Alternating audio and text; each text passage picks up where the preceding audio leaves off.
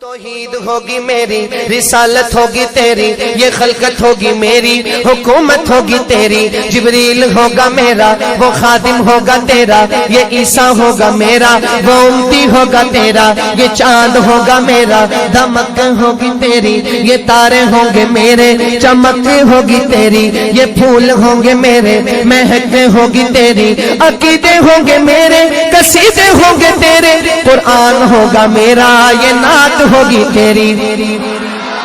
آگے میں تب تک نہیں پڑھوں گا جب تک آپ سب دونوں ہاتھ بلند کر کے سبحان اللہ نہیں کہہ لیں۔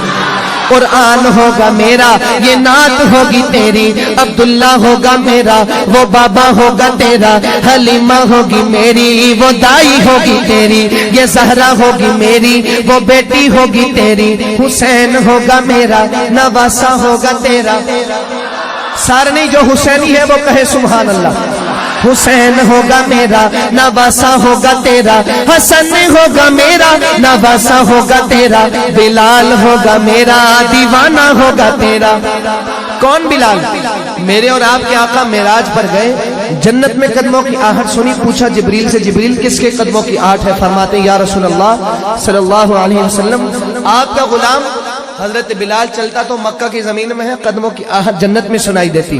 بلال ہوگا میرا، دیوانہ ہوگا تیرا، صدیق ہوگا میرا، وہ یار ہوگا تیرا، فاروق ہوگا میرا، مراد ہوگی تیری، عثمان ہوگا میرا، داماد ہوگا تیرا، علی ہوگا میرا، تلوار ہوگی تیری۔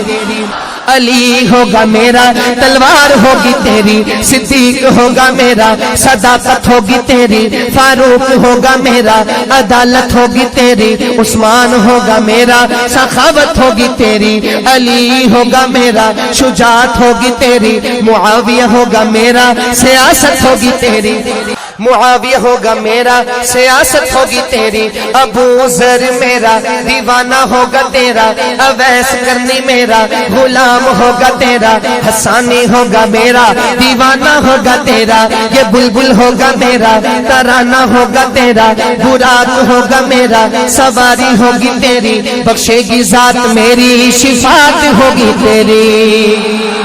تو پھر میں کیوں نہ کہوں سب تو اعلیٰ مقام والا، شان والا میرا نبی۔